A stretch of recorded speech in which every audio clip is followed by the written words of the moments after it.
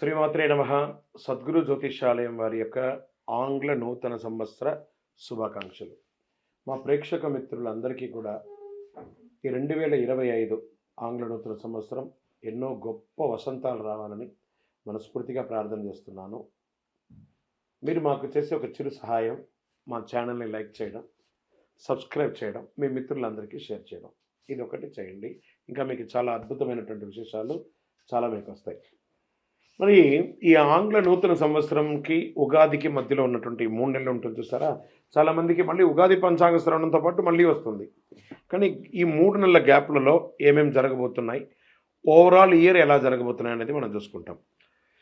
ప్రతి ఒక్కరికి ఒక ఫీలింగ్, ఈ కొత్త సంవత్సరం నాకు ఏం జరగబోతుంది, నేను ఈ సంవత్సరం నాకు వివాహం అవుతుందా, ఉద్యోగం వస్తుందా, నా వ్యాపారం బాగుంటుందా, నా రాజకీయం బాగుంటుందా, నేను ఎలా ఉంటాను అనే ఒక ఆలోచన అంతా కూడా ప్రతి ఒక్కరికి వస్తూ ఉంటుందన్నమాట.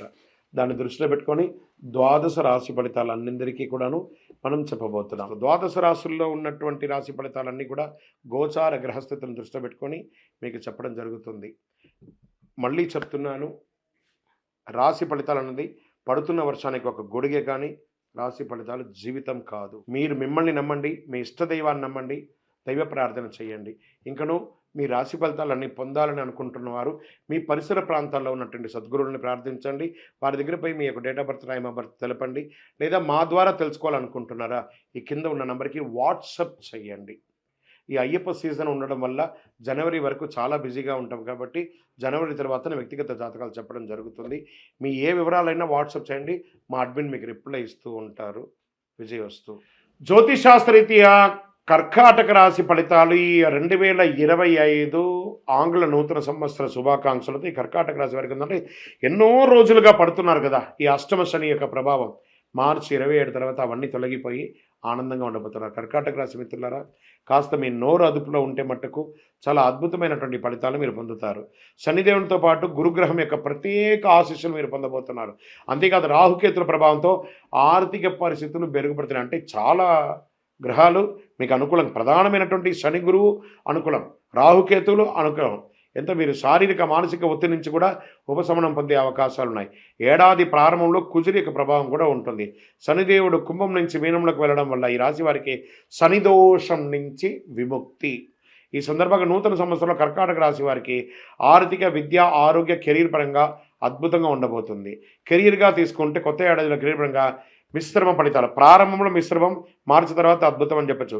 కొన్ని సమస్యలు ఎదుర్కోవచ్చు పై అధికారుల నుంచి. మార్చిలోపు కాస్త జాగ్రత్త పడండి, మళ్ళీ ఉపశమనం పొందుతారు. మార్చి తర్వాత కొత్త ఉద్యోగం కోసం ఎదురు చూస్తున్న వరకు మార్చి వరకు ఎదురు చూడండి. అద్భుతమైన ఉద్యోగాలు విదేశాల్లో కానీ లోకల్లో కానీ ప్రభుత్వ పరంగా ఉద్యోగం ఆశించే వాళ్ళు కూడా ఈ కర్కాటక రాశి వారికి చాలా అద్భుతంగా ఉంటాయి. గురుడి యొక్క ప్రభావంతో ప్రమోషన్స్ రావచ్చు, ఇంక్రిమెంట్స్ రావచ్చు, మీరు కోరుకున్న చోటికి ట్రాన్స్ఫర్స్ రావచ్చు. గతం కంటే ఉన్న సమస్యలన్నీ తొలగిపోయి అద్భుతంగా ఉంటారు. కోర్టు కేసులు ఏమైనా ఉంటే ఉద్యోగపరంగా అవి కూడా తొలగుతాయి. మరి ఆర్థికంగా తీసుకుందామా, ఈ రాశి వారికి శనిదేవుడు 9వ స్థానంలో సంచారం చేసే సమయంలో శని కంటక ప్రభావం తొలగిపోతుంది. ఈ సమయంలో మీరు చేసే ప్రతి పనిలోనూ భారీ ఆర్థిక లాభాలు పొందుతారు. భారీగా, కొంచెం కాదు, జాక్పాట్ అని చెప్తున్నాను మీకు. అంతేకాదు ఈ కాలంలో మీకు రావాల్సిన బకాయిలన్నీ తిరిగి వస్తాయి. గురుగ్రహం ప్రత్యేక అనుగ్రహం వల్ల మీరు ప్రతి రంగంలోనూ విజయం సాధిస్తారు. ఆదాయం పెరిగే అవకాశం ఉంది. కుజుడి ప్రభావంతో మీ ఖర్చులు పెరిగే అవకాశం ఉంది. వ్యాపార పరంగా తీసుకుంటే అద్భుతాలను సృష్టించవచ్చు అని చెప్పచ్చు. అనేక రంగాల శుభఫలితాలు. పెద్దలు ఎవరో ఒక పెద్దల యొక్క సహాయంతో పెద్ద పెద్ద ఆర్డర్స్, పెద్ద పెద్ద ప్రాజెక్ట్స్ ఇవన్నీ పొందే అవకాశం ఉంది. దీంతోపాటు మీరు కొత్త వ్యాపారం ప్రారంభించే అవకాశం ఉన్నాయి. Expansion of your business international లెవెల్లో మీరు ఎక్స్పాండ్ చేసుకునే అవకాశాలు ఉన్నాయి. ఏడాది చివరిలో మీరు పెట్టిన పెట్టుబడులు మంచి ప్రయోజనాలు పొందుతాయి. భూమి మీద పెట్టుబడి పెట్టండి, బంగారం మీద పెట్టుబడి పెట్టండి, షేర్ మార్కెట్లో పెట్టుబడి పెట్టండి, అద్భుతంగా ఉంటుంది. శనిదేవుడికి మీ ఆశీస్సులో మీ వ్యాపారం పెరుగుతుంది. మీ కష్టానికి తగిన ఫలితాలు పొంది ఎంతో అద్భుతాలను సృష్టిస్తారు. ఆరోగ్యపరంగా కొత్త ఏడాదిలో ఆరోగ్యం పట్ల చాలా శ్రద్ధ వహించాలి. మీకు ఏదో రకమైనటువంటి మనోరుగ్మత వల్ల ఇబ్బంది పడుతుంటారు. శనిదేవుని 8వ స్థానం సంచారం చేసే సమయంలో కొన్ని సమస్యలు ఎదుగుతాయి. ముఖ్యంగా మొదటి 6 నెలలు ఒత్తిడి, అలసట తదితర సమస్యలు ఎక్కువ అవుతాయి. గురు భగవానుడు మే మాసం తర్వాత 12వ స్థానంలో ప్రవేశించినట్టే మీ ఆరోగ్యం మెరుగుపడే అవకాశం ఉన్నాయి. ఈ సందర్భాల్లో మీరు కాస్త స్ట్రెస్ని వదిలేసేయండి, అన్ని రకాలుగా బాగుంటారు. విద్యారంగంలో చదివే పిల్లలకి మార్చి వరకు కొంచెం అటు ఇటుగా ఉన్న మార్చి తర్వాత అద్భుతంగా అయ్యి మీరు అన్ని రకాల విద్యార్హతలు పొందుతారు. సివిల్స్ చదివే వాళ్ళకి ఇది చాలా బాగుంటుందని కూడా చెప్పచ్చు. బ్యాంకింగ్ సెక్టార్ వాళ్ళకి బాగుంటుంది. మంచి యూనివర్సిటీలో చదవాలనుకున్న వాళ్ళకి బాగుంటుంది. విదేశాల్లో ఉన్న వాళ్ళకి బాగుంటుంది. H1 వీసా కోసం ప్రయత్నం చేస్తున్న వాళ్ళకి బాగుంటుంది. సిటిజన్షిప్ లేదా గ్రీన్ కార్డుకు సంబంధించినవి అన్ని దేశాల్లోనూ మీరు ప్రయత్నం చేయొచ్చు. విదేశాల్లో చదువుకుంటున్న విద్యార్థులకు కూడా ఉద్యోగాలు దొరికే అవకాశాలు ఉన్నాయి. ఇంకా వైవాహిక జీవితానికి వస్తే కర్కాటక రాశి వారు కొత్త ఏడాదిలో వైవాహిక జీవితంలో చాలా సంతోషకరంగా ఒకరిపై ఒకరు ప్రేమానురాగాలతో ఉంటారు. ప్రేమ వివాహం చేసుకునే వారికి అవకాశాలు ఉన్నాయి. వివాహ జీవితంలో నూతన సంవత్సరంలో మిశ్రమ ఫలితాలు. ఫస్ట్ మార్చి వరకు కొంచెం మిశ్రమ ఫలితాలు తర్వాత ఉంటుంది. ఈ కాలంలో వైవాహిక జీవితంలో పెద్దగా సమస్యలు ఉండకపోవచ్చు. చాలా అద్భుతంగా ఉంటారు.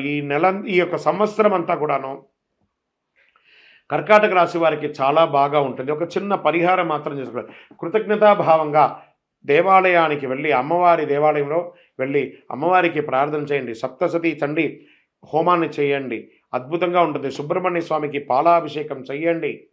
మీ వయస్సు ఎంత ఉందో అన్ని దీపాలు వెలిగించండి. అతి శక్తివంతమైనటువంటి కరుంగాలి మాలను ధరించండి.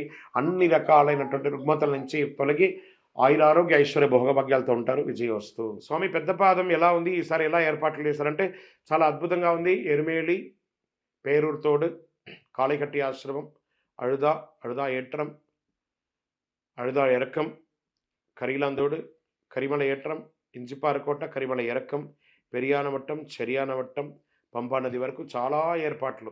పారామిలిటరీ వాళ్ళు కూడా, ఫారెస్ట్ వాళ్ళు కూడా అద్భుతమైనటువంటి ఏర్పాట్లు చేశారు. ధైర్యంగా శబరిమలకి వెళ్ళండి. మీతో పాటు ఒక వాటర్ బాటిల్ తీసుకొని వెళ్ళండి చాలు. అన్ని రకాల ఏర్పాట్లు అక్కడ ఉన్నాయి. అక్కడి నుంచి మళ్ళీ గణపతి, హనుమంతుడు, శ్రీరామపాదం, పందలరాజ, అప్పాచిమేడు, శబరిపీఠం, శరణ్ కొత్తి, సన్నిధానం, కరుపస్వామి, కడతస్వామి, 18 స్వామివారి దివ్య దర్శనం, గణపతి, నాగరాజు, మలగే ప్రతమ, నవగ్రహాలు, అరుణ పాయసం, ఇంటికి రావడం క్షేమంగా. ఇది యాత్రలో విశిష్టత. శరణమయ్యప్ప. ఈ యొక్క ఇరుముడిలో వేసే డబ్బులు వేస్తారు కదండి, అది మేము తెచ్చుకోవచ్చా, మేము వాడుకోవచ్చా? మహాపాపం అండి అది. అందులో వేసిందంతా శివసొత్తు. ఆ ఇరుముడిలు వేసే ప్రతి రూపాయి స్వామివారి హుండీలోనే వేయాలి. అలా కాకుండా తెచ్చుకుంటే నాకు జ్వరం తగ్గాలని ఒకడు, నాకు షుగర్ తగ్గాలని ఒకడు క్యాన్సర్ తగ్గాలని ఒకడు అలా వేసి ఉంటారు కదా, అవన్నీ తెచ్చుకుంటే మనం గుండు గుత్తగా అన్నీ తెచ్చుకున్నట్టే. అవన్నీ మనకు వస్తాయి. కాబట్టి అవన్నీ కూడా స్వామివారి హుండీలో వేయండి. స్వామివారి దేవాలయ అభివృద్ధికి ఉపయోగపడుతుంది. కానీ ఇరుముడిలో వేసే సొమ్ము మీది కాదు. మీరు కష్టపడి తీసుకెళ్ళిందే మీది.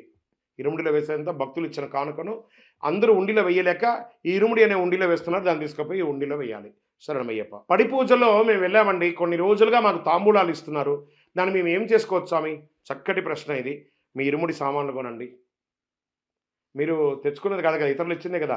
ఇరుముడి సామాన్లు కొనండి. లేదా వాళ్ళు ఇచ్చిన డబ్బులు కూడా అవకాశం ఉంటే ఉండిలో వేయండి. దేవాలయ అభివృద్ధికి ఉపయోగపడుతుంది. లేదా మీ పరిసర ప్రాంతాల్లో ఉన్న అయ్యప్ప స్వామి దేవాలయం హుండీలో వేయండి. శరణమయ్యప్ప. వైకుంఠ ఏకాదశి 2025 జనవరి 10వ తారీఖున వస్తుంది. అద్భుతంగా అందరూ కూడాను దైవ ప్రార్థన చేయండి, ఉత్తర దర్శనాలు చేయండి. విశేషమైనటువంటి ఫలితాలు పొందుతారు. శరణమయ్యప్ప. గురుగారు, మేము యాత్రకు వెళ్ళేటప్పుడు కొంతమంది అడుక్కుంటారండి, నాకు డబ్బులు లేవు ఇవ్వండి, నేను యాత్రకు వెళ్తానంటే అలాంటి వాళ్ళని ఎంకరేజ్ చేయకండి. వాడికి డబ్బులు లేకపోతే వాడు ఎందుకు యాత్రకు పోతాడు? పరిసర ప్రాంతాలు ఎక్కడన్నా ఇరుముడి ఇవ్వనండి. అంతేకాని అడుక్కొని యాత్రకు వెళ్ళకండి. అయ్యప్పను కించపరచకండి. అంతకంటే దౌర్భాగ్యం ఇంకోటి లేదు. శరణమయ్యప్ప. ఏమండి, మేము న్యూ ఇయర్ నాడు మేము ఎలాంటి పూజలు చేసుకోవాలంటే మీరు కావాలంటే గమనించి చూడండి. ఉగాది కంటే కూడా జనవరి 1 నాడే క్యూ విపరీతంగా కడతారు దేవాలయాలకి. కాబట్టి దైవభక్తి ఉంటుందండి. ఇది పాశ్చాత్యంది, వాళ్ళది వీళ్ళదని కొంత వితండంగా వాదించే వాళ్ళు కాస్త నోరు మూసుకొని ఉండండి. జనవరి 1 నాడు చూడండి, ప్రతి దేవాలయం వెలిగిపోతుంది. వేళల్లో భక్తులు అక్కడ తయారవుతున్నారు. చాలా అద్భుతంగా ఉంటారు. వాళ్ళకి ఏ విధమైన నియమ నిబంధన లేదండి. మీరు ఎలా ఉండాలనుకుంటున్నారో అలా ఉండండి. ఇలాగే ఉండండి భక్తిగా. ఎవరో కొంతమంది నాస్తికవాదులు దీన్ని వాదిస్తూనే ఉంటారు. న్యూ ఇయర్ ఆకులుంది వతంది అని. న్యూ ఇయర్ అంటే అది న్యూ ఇయర్, మొదటి రోజు. కాబట్టి అది చేయండి ప్రతి ఒక్కరికి. నేను మాఘమాసంలో పుట్టాను, చైత్ర మాసంలో పుట్టాను అనట్లేదు. జనవరి పుట్టాను, ఫిబ్రవరి పుట్టాను, మార్చి పుట్టానని అంటున్నారు. సో ఆంగ్ల నూతన సంవత్సరమే కదా. After 12 it's a day start. 1 midnight దాటిందంటే 1 అనే కదా అంటున్నాం. పొద్దున 5ంటిని 1 అంటున్నామా? కాబట్టి మనం పాటిస్తున్నవన్నీ కూడా పాశ్చాత్యంగా పాటిస్తున్నాం. కానీ ఆ పాశ్చాత్యంలో కూడా ఆధ్యాత్మికతనే ఎక్కువ మనం వాడుతున్నాం. కాబట్టి పంచాంగం కూడా 1 గంట తర్వాతే ఉంటుంది. ఆంగ్ల సంవత్సరంలో వచ్చినటువంటి సమయాన్ని బట్టే పంచాంగం కూడా వర్తిస్తుంది కదా! ఎప్పుడో కాలం నుంచి 1 గంట నుంచి 24 గంటలు ఉంది కాబట్టి అన్ని రకాలుగా బావుంటుంది. మీరు కావాలంటే చూడండి, ఉగాది రోజు మనము భక్షాలు, పులిహోర చేసుకుంటూ ఇంట్లో బిజీగా ఉంటామే కానీ దేవాలయానికి 10% కూడా వెళ్ళం. మన ఇంట్లో పూజలు, మామిడి తోరణాలు ఇందులో బిజీగా ఉంటాం. కానీ జనవరి 1 99% అందరూ దేవాలయాలకెళ్తాం. అవునా కాదా? ఈవెన్ మీ కెమెరామెన్‌లు కూడా చెప్పండి. అవునా కాదా? ఇదే నిజం. జనవరి 1 నాడు గుడికి వెళ్తాం. ఉగాది రోజు పండగ మన ఇంట్లో చేసుకుంటాం. విజయోస్తు.